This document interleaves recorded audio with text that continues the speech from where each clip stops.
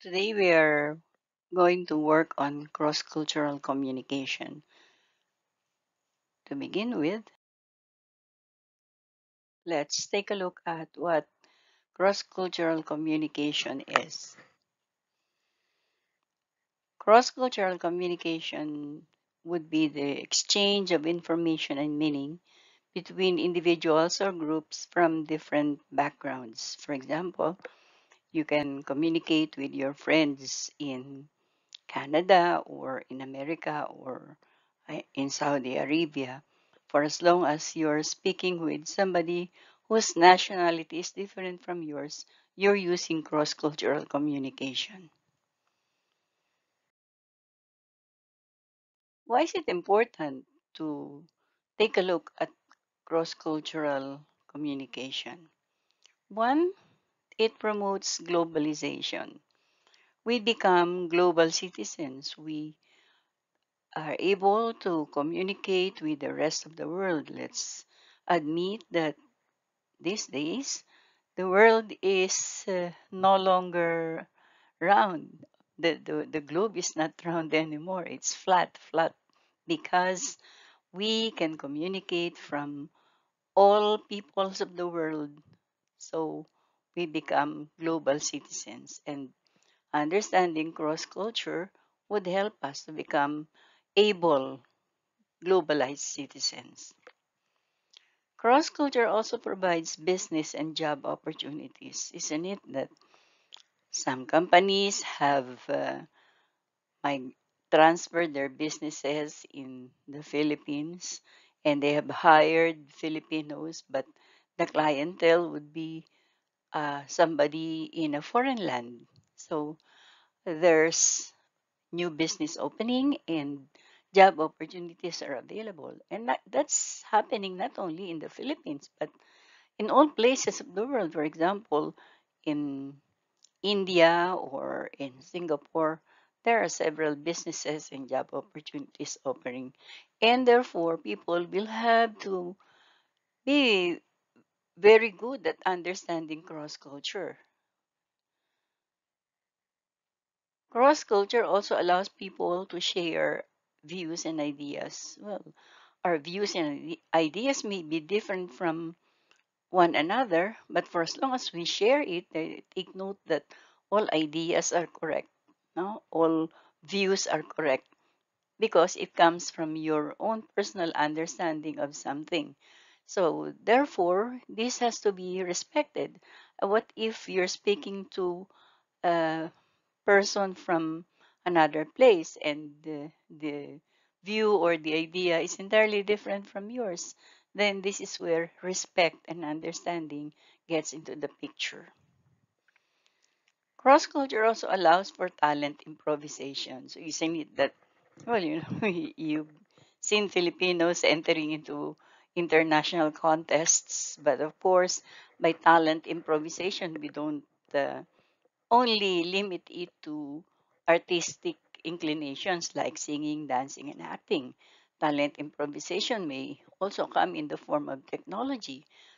There are Filipinos who are working in Germany sharing what they know about computers and technology to some people in Germany. Although Germany, we say, is more advanced than the Philippines, but all the same, we have something to share to these people. So, cross culture, going from our home place to a foreign land, will also provide us the opportunity to share that talent. And therefore, it's important that we can relate to the culture of the people from these different worlds. Cross culture also creates an understanding of diverse market, from economy to politics to entertainment.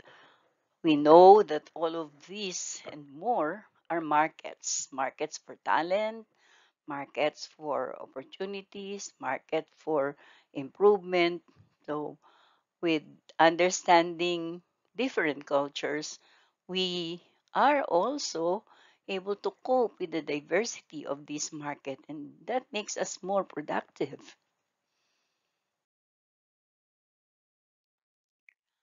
A Dutch social psychologist, Gerard Hendrik Hofstede, who is well known for his researches in cross cultural groups and organizations, came up with an explanation about this thing.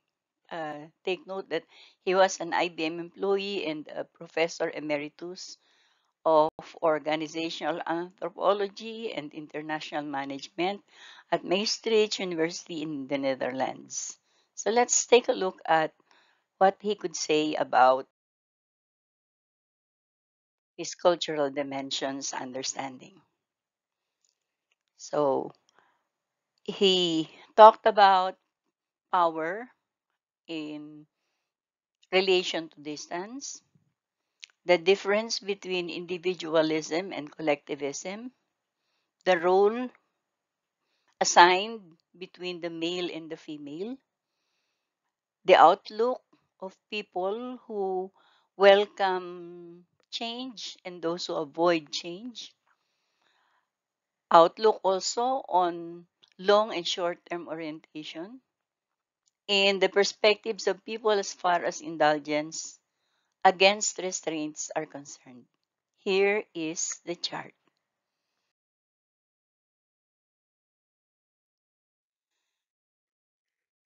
Hofstede explains that the difference between the individualistic and collectivistic groups would be on how personal needs and goals are prioritized. So, for the individualistic, personal goals are prioritized. For collectivistics, the needs and goals of the group, the clan, the organization, this becomes the priority over the personal advocacy of the person.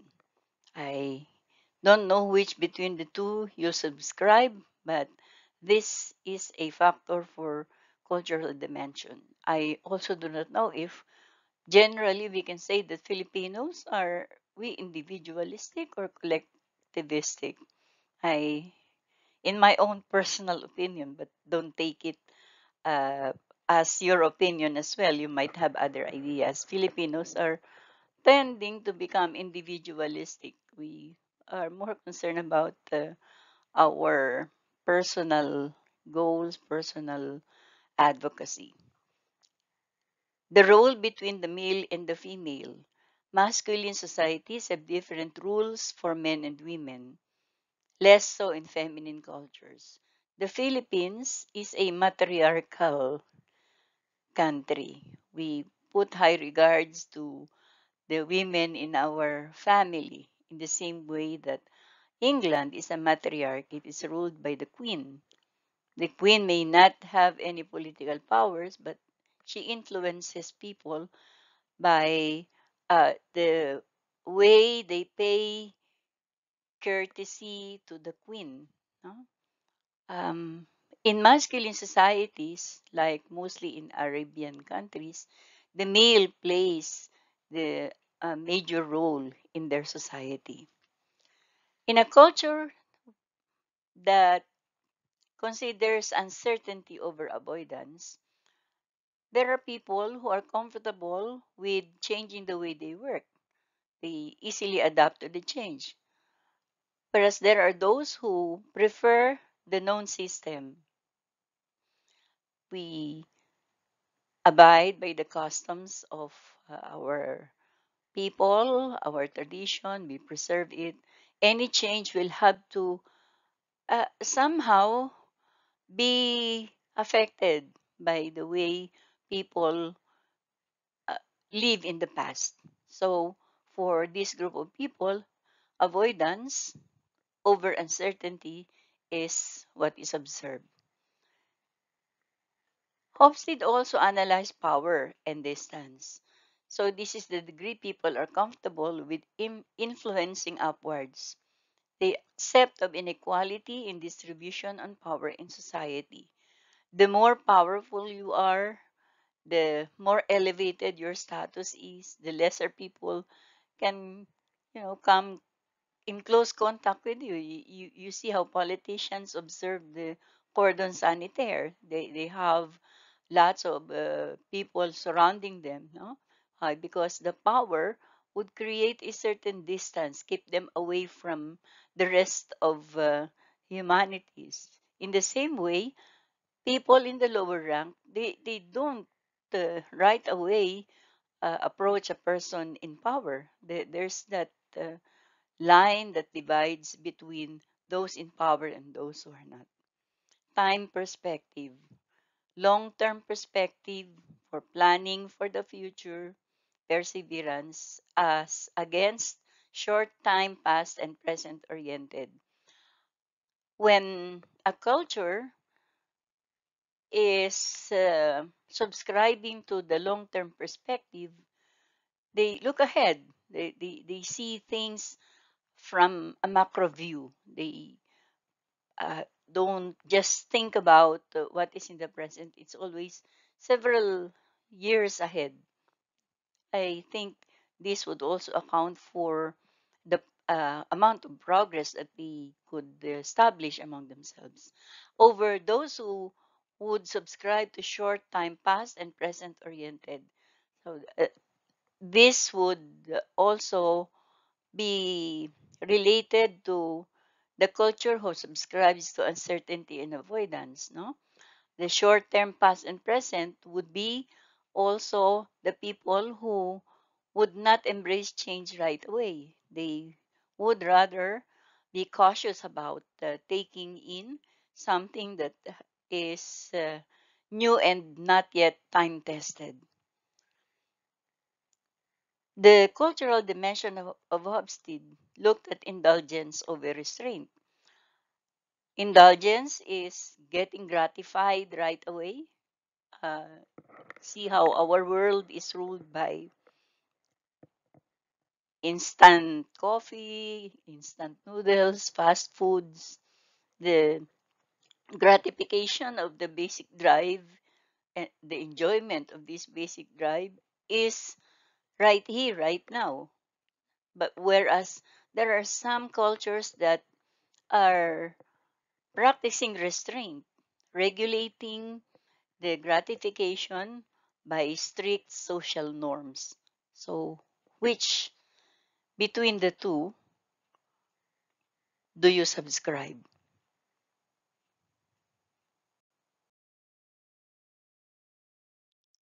Effective cross cultural communication is necessary to bridge potential divides in the workplace, including these differences. So, we have to admit that the workplace, if it's participated in by peoples of different nationalities, will have several differences. The first difference will be language. Completely different languages, dialects of same language, even heavily regional accents. In the Philippines, how many dialects do we have? The Tagalogs are usually in the urban areas, but go to the rural areas, you will have the Chabacanos, the Ilocanos, the Ilonggos, all of these dialects. So the differences in the dialect, even if we are all Filipinos, will also be a factor. So we need to understand the culture behind the language. And more so if, say, you are speaking with an African, you might laugh at the way, yeah, you see how uh, some presented some funny videos about the Africans when they're learning English. But actually, that's only for fun. That's not really how they acquire the language. So we have to understand language and also the meaning coming from these languages. No, we have different ways of interpreting language. Another cultural difference will be the cultural norms. Like for us, we kiss the hands of our elders. For some foreigners, they find this unique.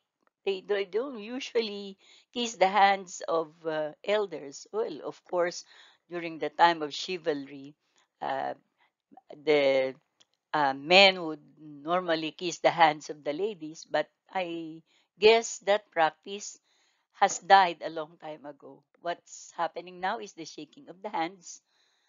And then there are those who bow when they meet someone, mostly Asians. I think it's in Thailand or in Malaysia, where with the greetings they put their hands in front of their face and bow low as a sign of greetings or courtesy greeting.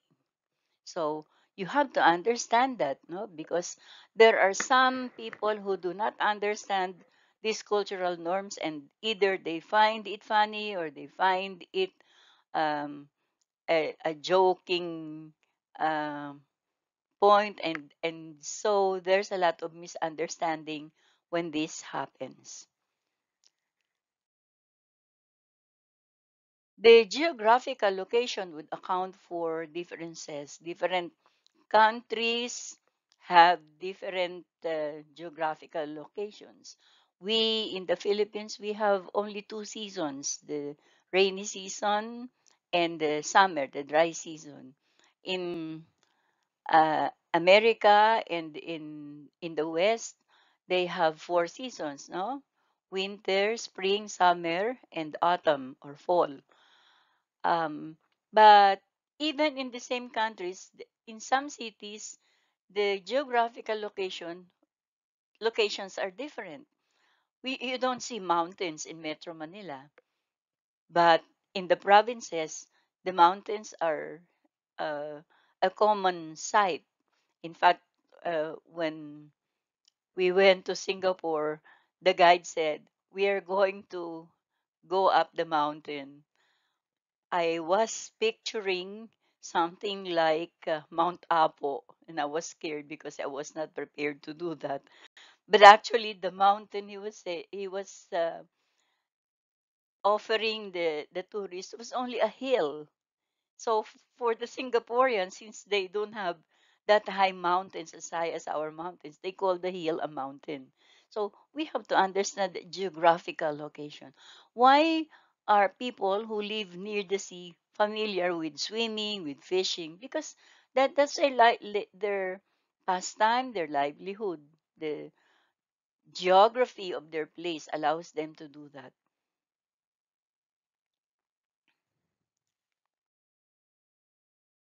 Time zone. Critical for businesses that rely heavily on remote communication. We are 12 hours ahead of the West. So if it's midnight here, it's morning in America, it's morning in Canada. So it's important to understand this time zone because it plays a role in the business that operates beyond the local level. um, Many call center agents would call their shifts graveyard shift. Why? Well, we associate the graveyard to the dead, and we know that when sleeping, they relate sleeping to, a state of death because you're not aware of your surroundings and there's the expression you're dead to the world. So time zone is important if we want to be global citizens and we are working in a business that operates with a different time zone. We have to make adjustments.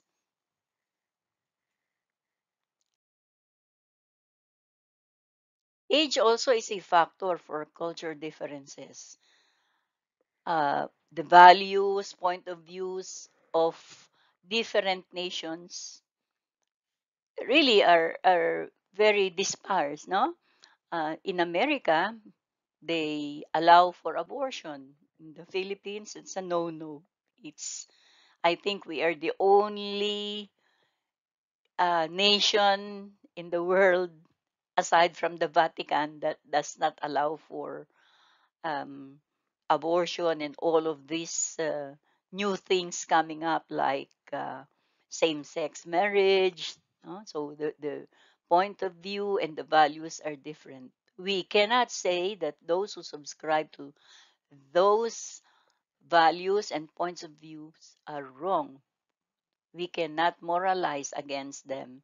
That's their practice. In the same way, they cannot look at us as a backward country because we don't subscribe to what they believe. So respect should come into the picture.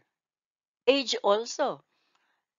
Sometimes it's difficult to, uh, how will I say it, uh, accept the regard of young people over uh, the old people. No, there's always a discrimination. Like for example, in at my age, I'm always given. Sometimes I don't get a very positive reaction from the students because they feel that my views are outdated and my ways are different from the way the new generations are, no, because the new generation now, you all like instant things, no, things have to be done quickly, which is not the pacing in my generation. We take it slowly, we take our time. So values and points of views of different generations will be a factor to cultural differences. Then we have education. Business leaders with PhDs, huh? uh, communicating with interns. Can you see the difference in academic standing? No, one is already a person with a doctorate degree, and here's another one who is just beginning to get the feel of work. He's an intern because he's working towards a bachelor's degree. How should the relationship be between these two educated people? So you can feel the difference. So there are some with PhDs who would accommodate interns very well. For them, they know that they also were in the shoes of these interns at the beginning of their career. But there are those with PhDs who would treat the interns as though they don't know anything. That since they are neophytes in the field, they are not given the same respect given to those who already are in the field for a long time. But that again is a sort of discrimination. In the same way, the interns sometimes are, afraid. No, they are somehow uh, not very comfortable working with uh, people in the company who have been there for several years. They feel inferior, which should not be the case. No, if you're an intern, it does not mean to say that you know less.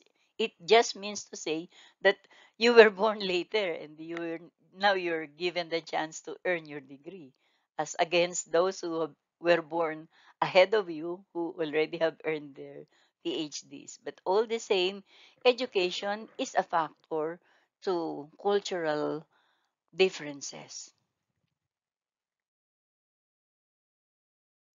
Work culture.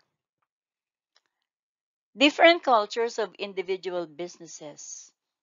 This can affect interaction with various partners and vendors. In Hong Kong,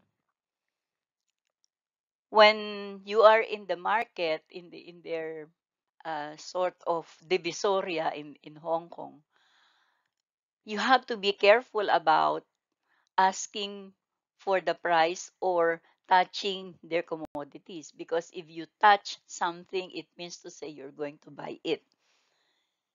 So, what kind of culture is that? If you're not aware of that and you're a tourist and you, out of curiosity in the Philippines, when we are interested about the product, we try it on. You cannot do that in Hong Kong because you will not be allowed. The culture does not allow for that.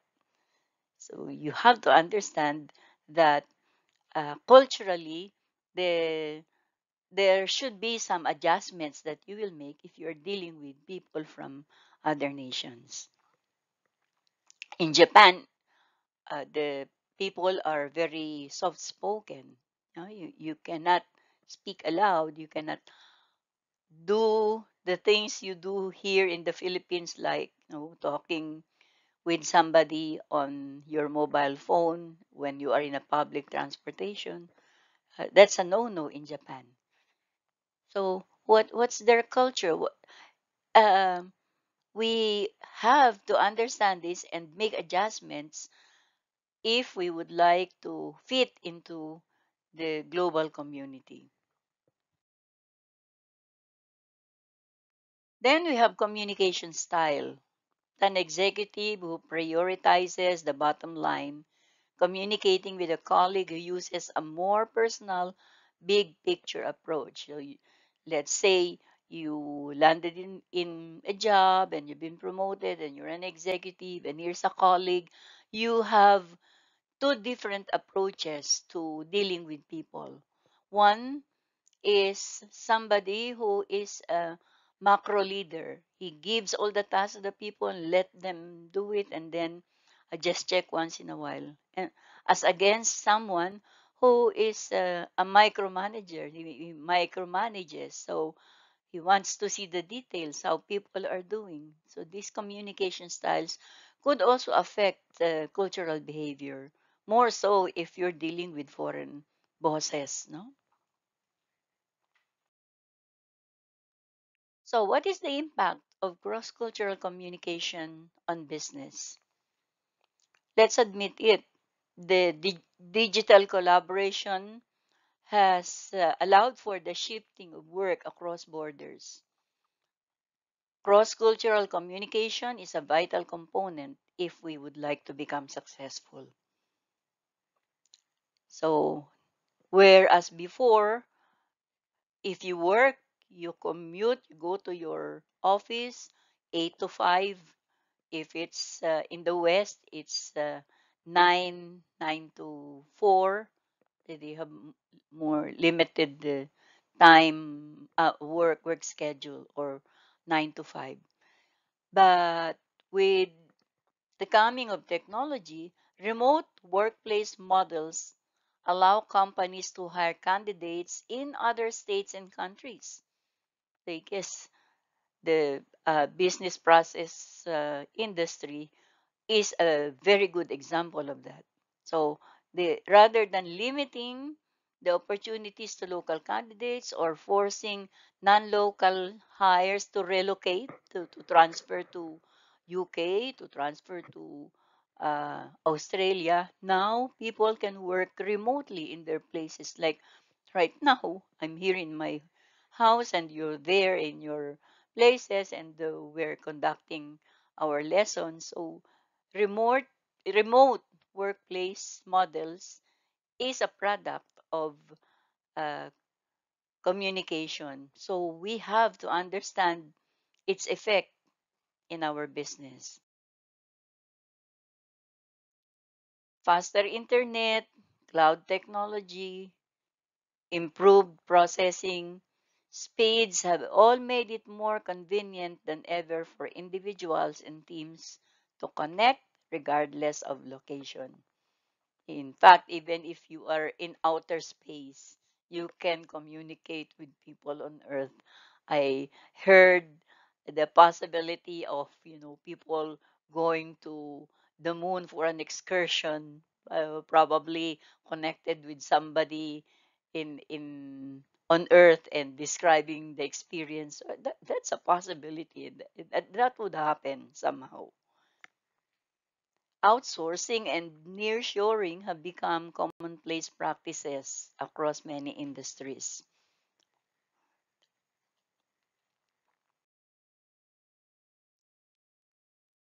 So, digitization,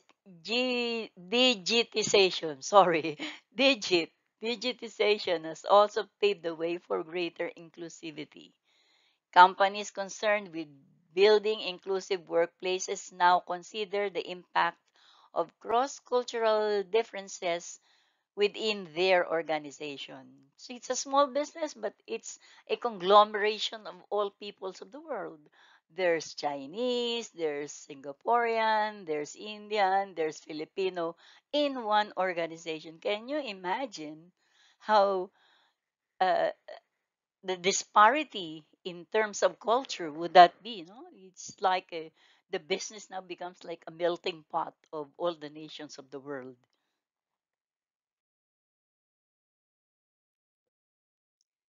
Therefore, better cross-cultural communication will facilitate greater understanding between teammates. No matter what nationality you are, for as long as you understand each other's culture, then there's the possibility of you working successfully as a team. These strong internal relationships foster a sense of camaraderie, improved engagement, and minimize churn.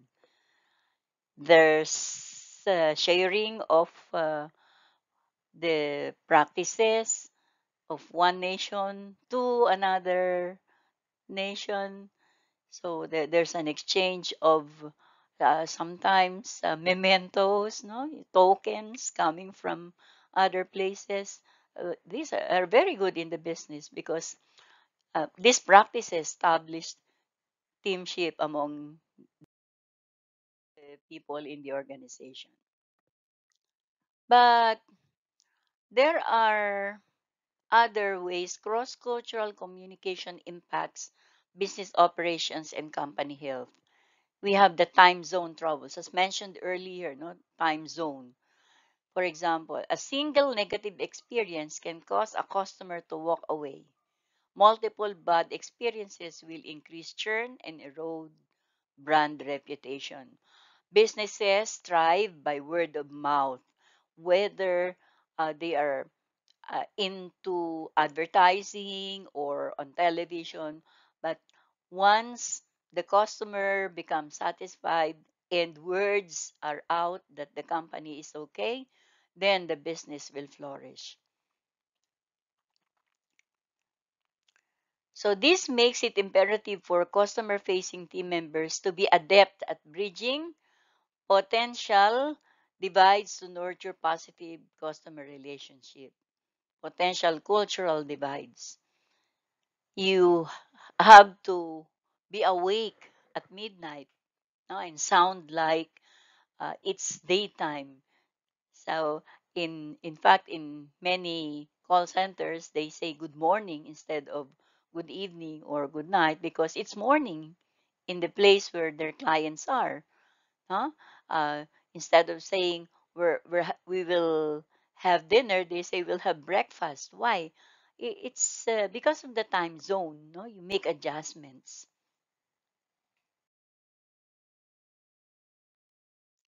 Then there's the language barriers. For example, you have a customer. The customer support team is in India, yet the company is in the U.S. The problem now will be multilingual fluency will be a must for your support team members. They have to be very good in using English. They will need to communicate with customers from different countries daily. The more familiar a support team is with the customer's language and culture, the more clearly they will communicate. In fact, they say that there's a very high pay for people who can speak Spanish because we know that in the West, not everybody is English speaker. No, there are those who are into Latin, the Spanish language. So they pay high premium for agents who can speak Spanish. So this clarity will prevent misunderstanding, accelerate customers' resolutions, and promote increased customer satisfaction. If you are very good at using a second language, then you have an edge. No? You can bring down the language barrier efficiently and effectively.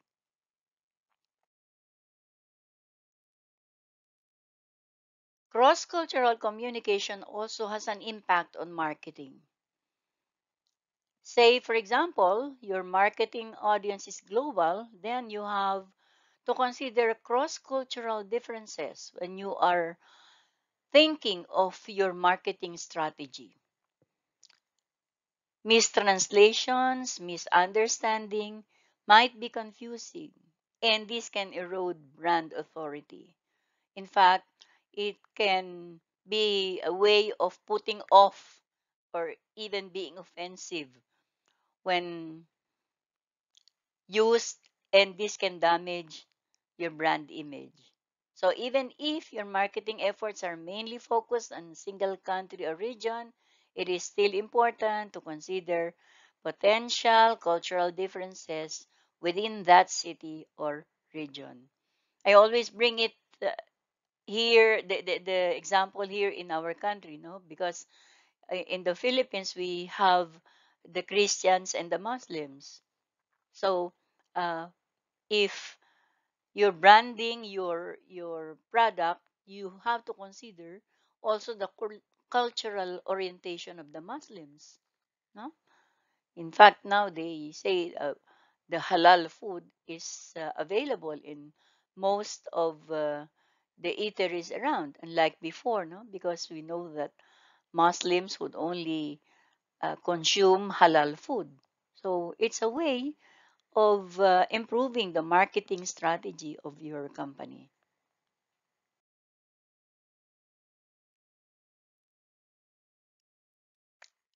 Then comes some marketing mishaps, problems.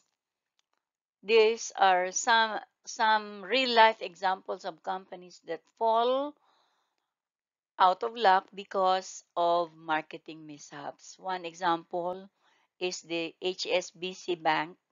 It was forced to spend 10 million in 2009 for rebranding as a result of a simple translation.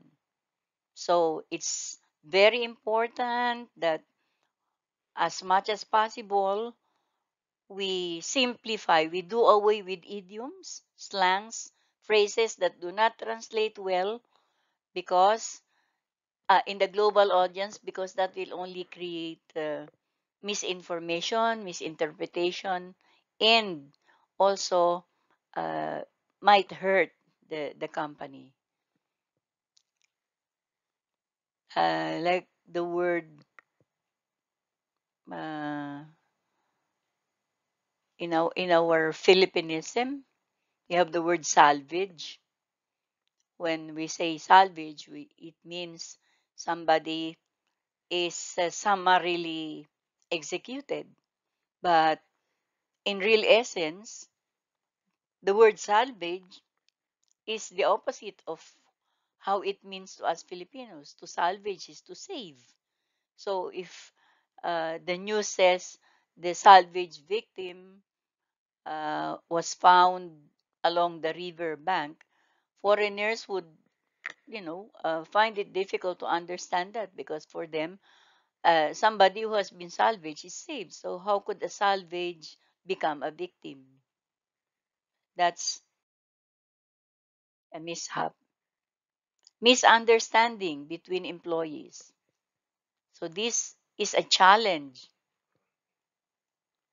A team lead asked one of their highest performing team members a transfer from an international office to handle two large projects simultaneously. So the transfer is for this highest performing team to an international office. They will handle two large projects simultaneously. So when the team lead checks in, the team members assures them that they're fine. So the word fine, I'm okay. And their workload isn't overwhelming. Later, the team lead finds out the team members has been staying several hours late each night to complete the work, which is a no-no. In the foreign labor setup, you are supposed to work just within your work time, your work schedule. Going beyond that will require for compensation and extra expense for the company, and they don't like that. But in our culture, in Asian culture, The overtime is sometimes considered a TY, a thank you. No, we especially in the government does not pay for overtime. But that is not how it is. So there's going to be misunderstanding between employees. So what went wrong? The team lead is from a culture that is generally plain spoken and straightforward. For them, when you say fine, it's really fine. Everything is working clockwork. So they take their team members literally when they say they're fine with their workload. On the other hand, the team members' culture strongly discourages criticizing their managers or other senior staff. The managers gave them an overload, but they cannot say no to it and they cannot criticize. So they worry that speaking about their workload would negatively impact their career. So what happens now? Extra work on the part of the employees and somehow a big letdown for the team lead.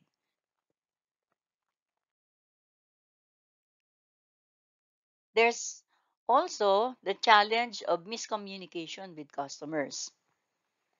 So, a customer in Japan contacts a customer support representative in the US to troubleshoot an issue with a product. Maybe the product is not working, the product is has some deficiencies. The support team, they were warm. The support team members is warm and friendly. The language, however, is loaded with American colloquialism and slang. And so, what happened? The support team had to rephrase their suggestions and explanations frequently. They repeat themselves. Therefore, it took longer than they expected to resolve the issue. Instead of fixing the problem in a minute, they spend 10 minutes. Consequently, they don't have time for other tasks. On the part of the customer also spends more time than necessary to resolve the problem. Why?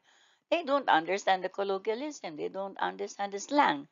They become confused. They become frustrated by the slang used by the representatives. And so, therefore, when they were asked to give a review, customers' feedback, they usually would leave a mixed review of the service reflecting this problem. Another challenge to cross-cultural communication is unintended bias on job descriptions. Here's an example. A recruiter composes a job description for a newly opened position. It is an entry-level position, but the job listing uses complex academic language with the description which is rife with technical jargons. So the job description is loaded with technical jargons.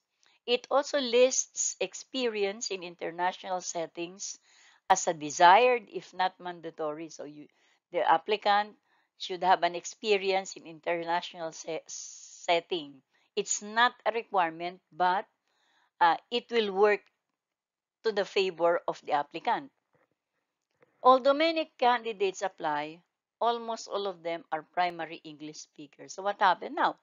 The uh, those who are using English as a second language, they were not able to land on the job. So it's some sort of an unintended bias. Although the recruiter does not mean to discriminate people from other cultures, but because of the wordings in the job description, only the Native Americans or the native English speakers landed on the job.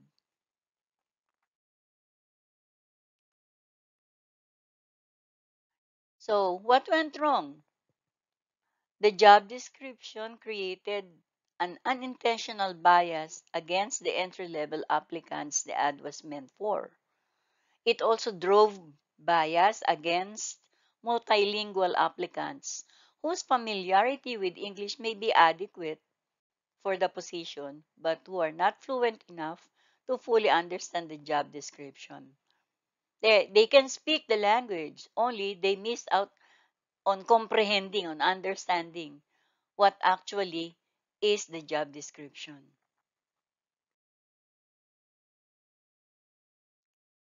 Another challenge to cross-cultural communication is the diversity issues in marketing materials.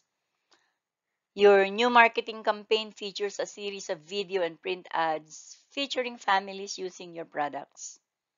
All the families are of the same ethnicity and share the same structure, two heterosexual parents and two kids. So, uh, this is a family-friendly product, but the models that you are using come from the same group and from the same we call this definition of a family, a father and a mother, heterosexual parents of male and a female. So what's wrong? Families that do not resemble the families from the ads feel excluded. Why? We have families where it's a same-sex marriage and they have children, but they don't fit into the picture of a father and a mother, male and a female. Okay? So they choose to buy from other brands that feel more welcoming to them. This can alienate employees who belong to a minority group that isn't part of the campaign and they feel ostracized and isolated. Um, this is also the reason why the United Colors of Benetton included children from different races: white, black, yellow, uh, brown. They're all part of the Benetton world because that's their branding. They would like to tell the world that everybody is welcome. But if you try to dichotomize your group, you only have the family as the father and the mother. So what if it's a single parent with the children? Is it not a family? What if you have the father and the mother, but the children are all adopted? Is it not a family? So therefore, this kind of cultural challenge is also uh, will also result to miscommunication. Then the use of emojis. Let's say, for example, you're chatting with a colleague over your company's Slack or Microsoft Teams. When they tell you that they're going through a hard time, they poured out something private, something very personal. So, on your part, you want to be sympathetic, you want to empathize. So, you decide to add emojis to your message. However, the emojis modeled your message of support. Instead of putting the message positively across, your colleague misinterpreted it, and therefore, your sincerity in sympathizing with that person is already put in question because the person shared a very sensitive topic, and so, or maybe they are overwhelmed, they are not used to getting that kind of empathy. So we have to be careful about this, no? So what went wrong? Emojis are tricky. Not only is the context in which they are used critical to consider, but some emojis might hold different meanings to different people. And we cannot assume they will transcend cultural divides. Emojis are wide open to a number of interpretations based on context, worldview, cultural background, and not all of these are always interpreted positively. So it's a challenge.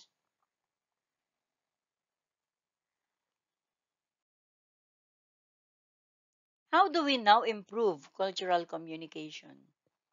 On the company level, make cross-cultural communication a company-wide initiative that ensures sustainable improvement both internally and externally.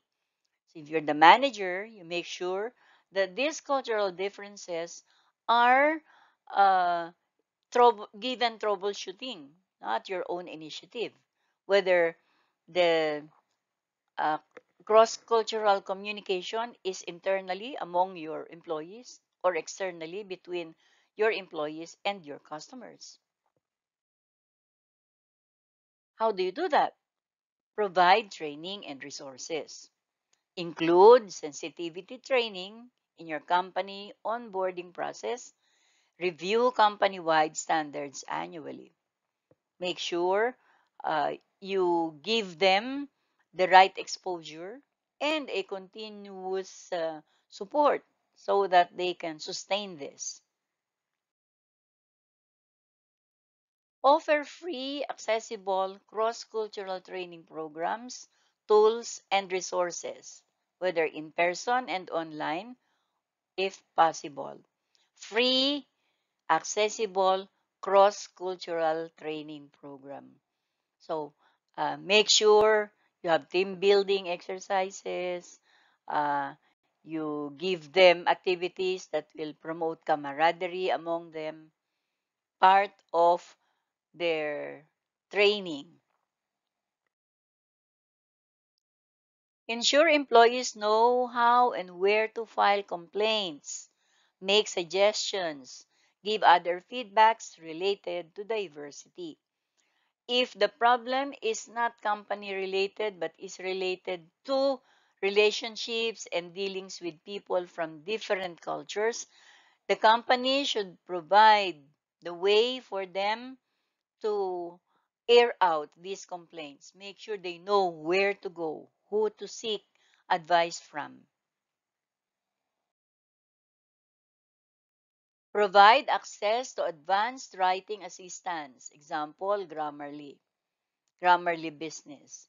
This will help employees avoid miscommunications in emails, reports, marketing materials, and other written documents. It's so embarrassing if uh, the written materials, the written documents are misinterpreted because of cross-cultural miscommunication. Establish inclusive policies and standards. How do you do that? Commit to inclusivity by including it in your brand mission and statement values. Most, no, not most, all companies are now into mission vision. Huh? So you have to incorporate the policies and the standards of your company in your mission statements and your vision statement. Establish inclusive policies for working, communicating, and managing across different cultures. You have to consider the cultural differences when you're writing policies among your employees. Establish inclusive policies, conduct regular communication audits to identify barriers and develop strategies for overcoming them. Regularly, you have to make a survey. What are the difficulties that the people in your group have uh, encountered and overcome them through strategizing. Gather feedback from employees and customers to pinpoint problem areas in internal and external communications. It's now an SOP, standard operational procedure, for many establishments to have what they call customers' feedback. Huh? In your case, your students, you're given the chance to give the feedback through the evaluation that you give about your subject through your teacher's evaluation. How do we improve cross-cultural communication? Make cross-cultural communication equitable. When scheduling company-wide or team meetings, be sure to take different time zones into account. If you want uh, people to be alive and participative, make sure that they have not experienced any jet lag and they are not experiencing, adjusting to the time zone in the Philippines as against the time zone in probably Great Britain. So you have to consider that. Offer remote options. Well, of course, this has been taken earlier, no? That you give your employees the access to multiple remote channels. Make sure they have access and they know how to access them. Like us, we were oriented on online teaching. We were given our platform. At the beginning, it was a hit and miss. We don't know how to go about our devices, but now we more or less have managed well with our platform, no, the Google platform. Offer employees communication channels that don't require them to be in the same time zone. Email is a great way to do that. Keep messaging consistent. Develop and share a brand style guide that will codify company-wide expectations around cross-cultural communication and etiquette. Include guidelines around written, verbal, visual communication internally and externally. So keep on sending communication, no, consistent.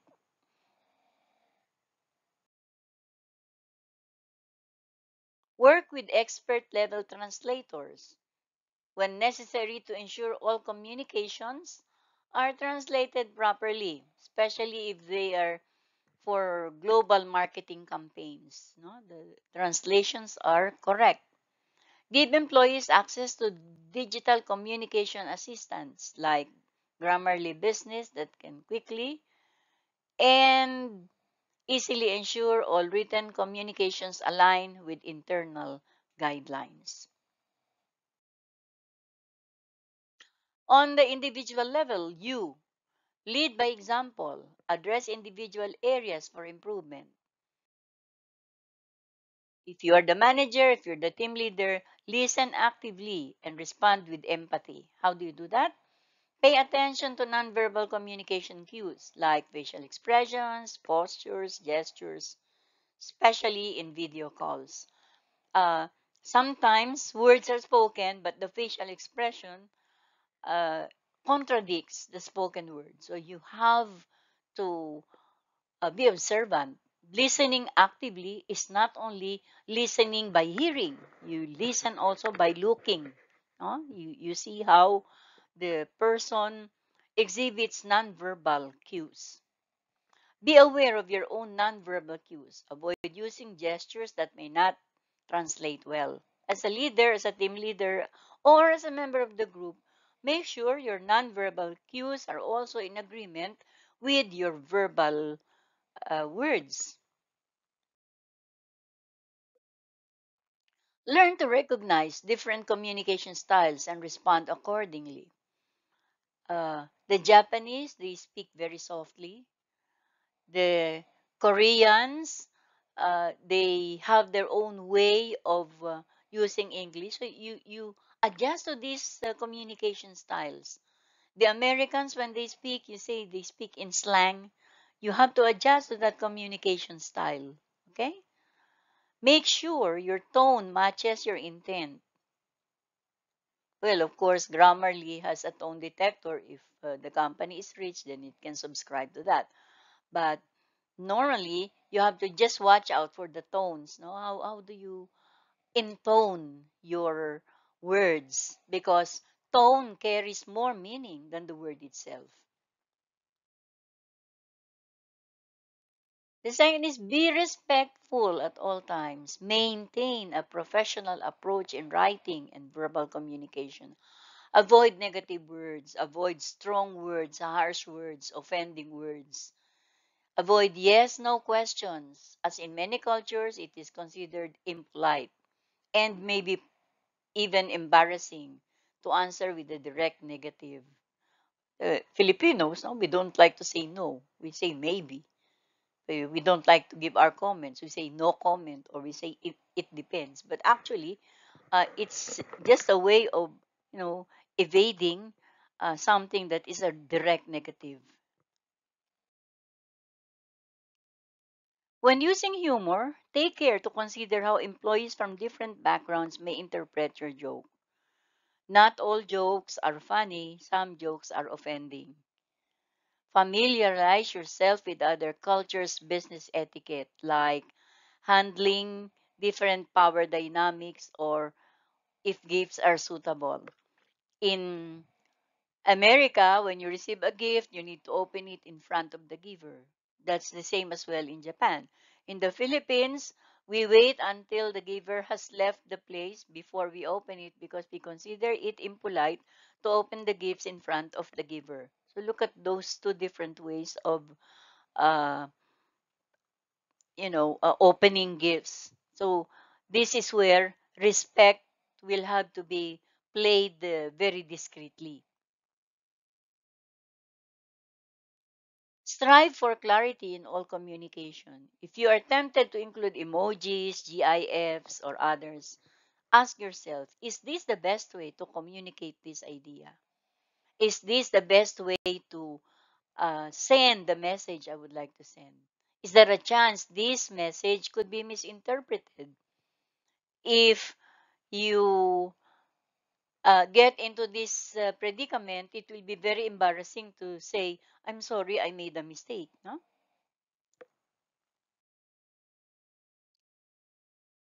Strive for clarity in all communications. Okay, that was given already. Avoid jokes, colloquialism, jargons, and slangs. If there is any chance they could muddle your message meaning, especially when the recipient is from a different culture. Jokes, colloquialism, jargons, um, they are sometimes only understood by the people in your place. Like, we Filipinos, we always laugh, we always smile. When we're embarrassed, we cannot finish our sentence. We replace the missing word with a smile. The Westerners would think it not only funny, but would think it insulting and would ask you, are you nuts? Are you crazy? Why are you laughing? You cannot even finish what you want to say and you are laughing. So, the uh, practice, the joke, the colloquialism will have to be uh, avoided as much as possible if you would like to be clear in our communication, especially if it's business. Okay? Make sure your written communications are free from potentially confusing or misleading mistakes with an AI powered writing assistant like Grammarly Business. Well, of course, we all have tools, no? The Grammarly Business is a way to help us out with the written communications. They check the grammar, the word usage, the tenses. That allows for clarity in communication. Be sure to enunciate clearly when speaking aloud. To enunciate is to produce the sounds very well, distinctly. Check your P and F, your B and V, your TH. Do they come out well? Remember that generally when you increase the volume of your voice, especially when you're talking to a native speaker, you are not gaining any improvement as far as their understanding is concerned. They don't understand. They feel like you're shouting. Huh? It's better to enunciate. So this is where understanding English will come in handy. Perhaps the most important thing you can do, whether you're the owner of a small startup or a leader in an international enterprise, is to keep an open mind and to encourage company-wide adaptability as well. Being open to continuous learning and recognizing and addressing mistakes are keys to overcoming communication barriers and facilitating cross-cultural communication in the workplace. Uh, we come from different culture. One will say, I think it is. Someone will say, I know it is, and I say it is. So we have the high context and the low context culture.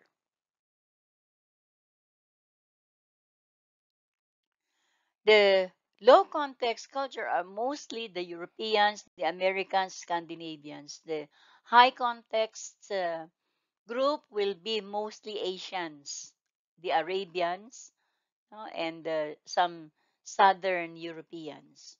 Let's look at that. High context and low context culture, according to Edward Hall, would be this. High culture, Middle Eastern and Asian cultures, certain gestures and behaviors carry intense meaning. Whereas for the low context culture, like in the United States culture and Western culture in general, few meaning built in things must be precisely and carefully said before the meaning is considered clear. Here's an example. So you have the low context, US, UK, Canada, Germany, Denmark, Norway. High context, Japan, China, Egypt, Saudi Arabia, France, Italy. So here, body language is important. Here, spoken language is important. Business outlook, the low context are competitive. They are into promotion. Whereas in the high context, it's cooperative. It's for the good of the team. Work ethics, low context is task oriented. You do it and do it to the best of your ability. High context, relationship oriented. Well, it's okay if it's not really that good. We'll improve it. Take note that he or she is uh, newly promoted as a manager. So the relationship here is based on the respect for somebody who has just been promoted. Work style, low context is individualistic. They are more for individual goals. No, they are highly goal-oriented individuals. In the high context, it's team-oriented. It's always for the good of the team. Employee desires, well, the low context are individualistic, definitely, their achievement will be individual achievement, whereas for the high context, it will be team achievement. Relationship, well, um, there are many in the relationship.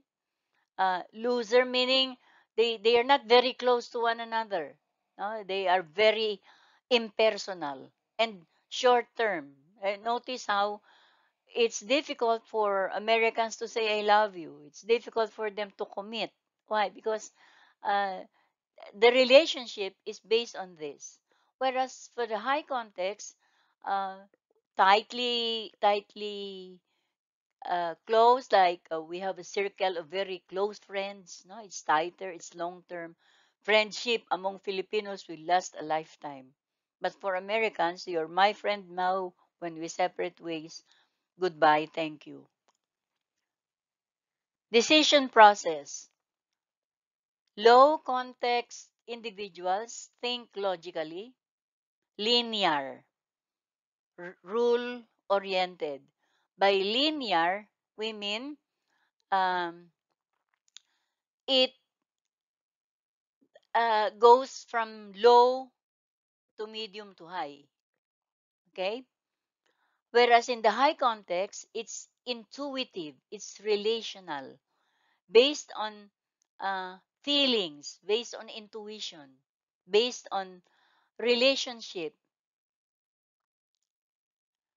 Communication, well, low contexts are more verbal than nonverbal, as opposed to more nonverbal or than verbal for the high context.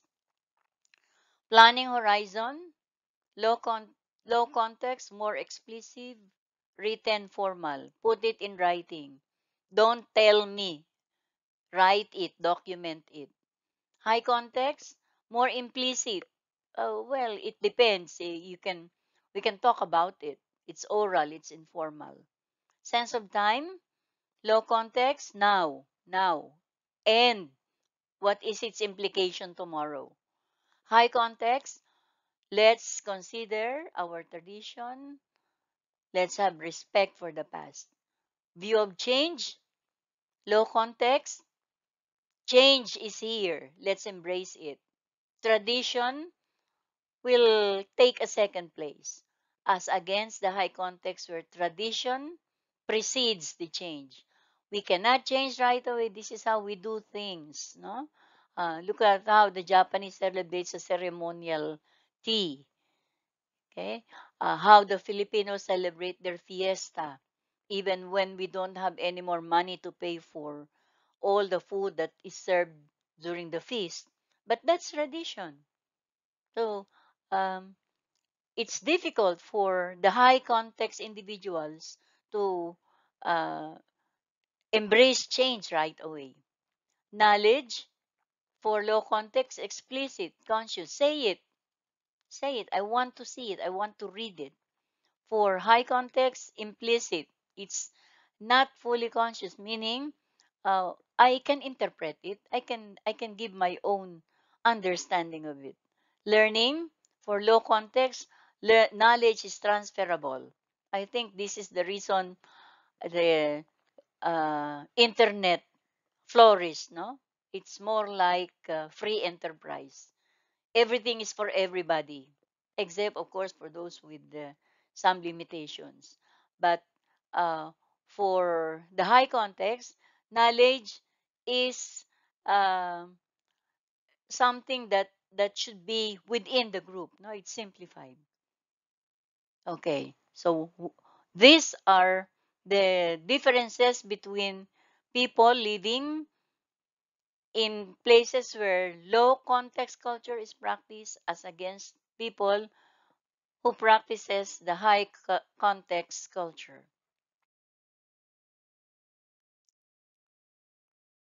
And these are, influenced by uh, what we say the iceberg theory. Yeah, you're familiar with the iceberg, no? The tip is what you see. Food, well, we can taste the food. Language, we can use it, we can acquire it. Music, familiar, no? Visual arts are in the museum, festivals, performing arts or theater, literature, holiday costumes, flags, games, dress. These are all perceived by the senses. You see it, you feel it, you taste it. But below the iceberg will be nature of friendship. We don't understand what kind of friendship exists among the tribes in Africa. What kind of friendship exists within the people in the Arctic? Huh? Values. What kind of values do Asians have in general as against the Western culture? And all of these things, and take note, no? The tip of the iceberg is it only has a few features as compared to the big thing that people do not understand. So these big things are all the components of culture as much as the component of the culture that can be perceived by the senses. So this is where cross-cultural communication needs to really flourish, no? You have to understand the values, the notion of beauty. Is why is it that in Thailand, the more rings they put around the neck of girls, they become more beautiful? Is that our understanding of beauty? Okay. Um, why do Arabians wear robes for meal? it looks like a female garment, but that's her culture. So what's their attitude towards age?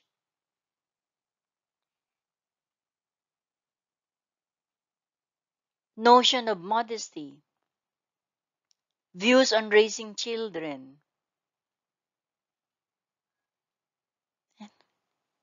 So take note of all of these things. So therefore, we come up with the top 10 tips for effective cross-cultural communication. The first one is, what does it say? Maintain etiquette. What do we mean by that? Many cultures have specific etiquette around the way they communicate. So before you meet, research the target culture, or if you have the time, do cross-cultural training. For example, many cultures expect a degree of formality at the beginning of communication between individuals. Every culture has its own specific way of indicating formality. Huh? Some say her Brokovich, fro, what's that? These are the Mr. and Miss greetings in Germany. Reversing family and given names in China. So you have Lao, Leonor, and the use of san in Japan. No? Thomas-san. Be aware of this familiarity. Don't jump straight to the first name terms until you receive a cue from the person that it's all right. So that's part of the etiquette. Until the person says, please call me by, and then you say, you're allowed to use the name of the person. Avoid slang. Not even the most educated non-native English speakers will have a comprehensive understanding of the English slang, the English idioms, and their sayings. They may understand the individual words you have, but the content as well as the meaning will be very difficult to understand. So as a result, you could end up confusing the person you're speaking with, or at worst, you might even offend them. So, as much as possible, if you want to be cross-culturally effective, do not use slang. Speak slowly. Even if English is the common language in cross-cultural communication, it's not a good idea to speak at your normal conversational speed. Modulating your pace will help. It will allow for speaking clearly, pronouncing your words properly. Break your sentences into short, definable sections. Give your listeners time to translate and digest your words as you go. But don't slow down too much, as it might sound like you're patronizing the person. If the person you're speaking to is talking too quickly, or their accent is making it difficult for you to understand them, don't be afraid to politely ask them to slow down. That's also allowed. Okay? Keep it simple. In a cross cultural conversation, there's no need to make it harder for both of you by using big words. Just, keep it simple. Two-syllable words are much easier to understand than three-syllable words. One-syllable words are better than two-syllable words. Say, please do this quickly rather than please do this in an efficacious way. efficacious way. Can you beat that? Then you have to practice active listening. What do I mean by that? Active listening is a very effective strategy for improving your cross-cultural communication. Restate, summarize, so that the person from the other end will get the assurance that you have understood what is being relayed. You can ask questions, you can ask it frequently. This will also help build rapport, ensures that important information doesn't get missed or misunderstood.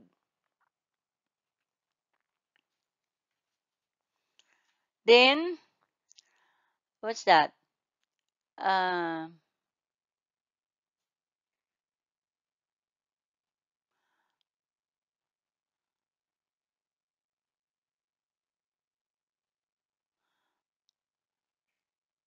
Sorry, I think I missed out on something. Take turns to talk. Make the conversation flow freely by talking and taking turns to listen. You make the point and then listen to the other person's response. Particularly when people are speaking English as their second language, it's better to talk to them in short exchanges rather than delivering it in long monologues, and it might result to some misunderstanding. Write down things. If you're not sure whether the other person has understood what you're saying properly, write it down to make sure. So these can particularly be helpful when, especially when you're talking about figures, no? So if you would like to use the American way, you say 1300 instead of 1300. But we're not used to that, no? We're used to 1300. Avoid closed questions. Don't phrase a question that needs a yes or no answer. In many cultures, this is difficult to answer. It could also be embarrassing because they don't like to answer in the negative. So you will always get a yes even if they mean no. Ask open-ended questions that require information as a response instead. Another tip, number 9, be careful